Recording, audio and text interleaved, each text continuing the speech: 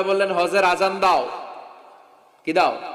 ওয়াআযিন ফিন-নাসি বিল-হাজ্জি ইয়াতুকা রিজালান ওয়া আলা কুল্লি দামির ইয়াতিনা মিন কুল্লি ফাজ্জিন আমিক। সুবহানাল্লাহ পড়েন। ওয়াআযিন ফিন-নাসি বিল-হাজ্জ। ইব্রাহিম কাবা ঘর বানালাম, ঘরটারে ঝাড়ু দিয়ে তাওয়াফকারী, রুকুকারী, সিজদাকারী, ইতিকাফকারীদের জন্য পরিচ্ছন্ন করলা। এবার হজের জন্য আজান দাও।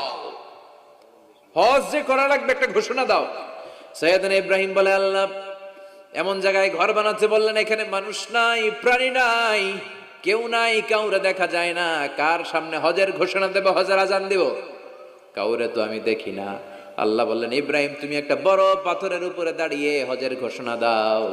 দুনিয়ায় অবস্থিত সবগুলো মানুষের কানের মধ্যে ওই আজানের ঘোষণা আমি আল্লাহ পৌঁছে দেব। উনি দাঁড়িয়ে আজান দিলেন, ইয়া আইয়ুহান নাস ইত্তাখাযাল্লাহু বাইতান লিল হজ। আল্লাহ হজের জন্য একটা ঘর বানিয়েছেন, আসো আসো, যাদের সামর্থ্য আছে এসে হজ করে যাও। তখন পৃথিবীতে যত লোক ছিল প্রতিটা মানুষের কানের ভেতরে আল্লাহ আজানের ধ্বনি পৌঁছে দিয়েছে।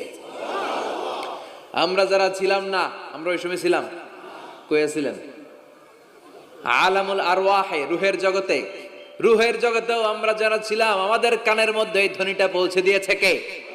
ওই রুহের জগতে থাকা অবস্থায় যারা আমরা লাব্বাইক বলে আওয়াজ করতে পেরেছি তাদের নসিবে কাবা ঘর জিয়ারতের সুযোগ করে দিবে কে? যারা আমরা লাব্বাইক করতে পারছিলাম তাদের নসিবে কাবা ঘরের জিয়ারত আছে না নাই? তার মানে আল্লাহ বললেন হজের এমডি বানাইছে আল্লাহ, ম্যানেজিং ডাইরেক্টর। আল্লাহ বললেন কাবা ঘর বানাও, বানালেন। ঘর পরিষ্কার করো, করলেন। আজান দাও, আজান দিলেন। তার মানে হজ প্রোগ্রামের যে দায়িত্ব এই পরীক্ষায়ও, কথা বুঝে নাই মনে হয়, হজ প্রোগ্রামের দায়িত্ব এটাতেও পাস। একটার পর একটা পরীক্ষা দিয়েছেন। সব শেষে আল্লাহ পরীক্ষা নিলেন, ইব্রাহিম তোমার বয়স এখন 80 বছর, এবার নিজ হাতে তুমি সুন্নাতে খাতনা করো। কি করো? নিজ হাতে সুন্নাতে খাতনা। সহিহ বুখারীর বর্ণনা। ইখতাতানা সাইয়েদনা ইব্রাহিম আলাইহিস সালাম ওহু ইবনু 80 সানা বিল কদম, কুঠার দিয়ে নিজ হাতে নিজের লজ্জাস্থানের সামনের চামড়ার অংশটা কেটে তিনি নিজ হাতে 80 বছর বয়সে নিজের সুন্নাতে খাতনা করেছেন। এমনি এমনি আল্লাহর প্রিয় হয় নাই, এমনি এমনি আল্লাহ লিডার বানায় নাই। আল্লাহ এমনি বলে নাই I'm gonna make you the leader, ওটা বিশ্বের মানুষের নেতৃত্ব দেওয়ার জন্য আমি তোমারে তৈরি করেছি। এমনি হয় নাই, একটার পর একটা পরীক্ষা দিয়ে নিজেকে প্রমাণ করার মধ্য দিয়ে তিনি নেতৃত্বের আসনে আসীন হয়েছেন। চিৎকার করে বলেন ঠিক কিনা?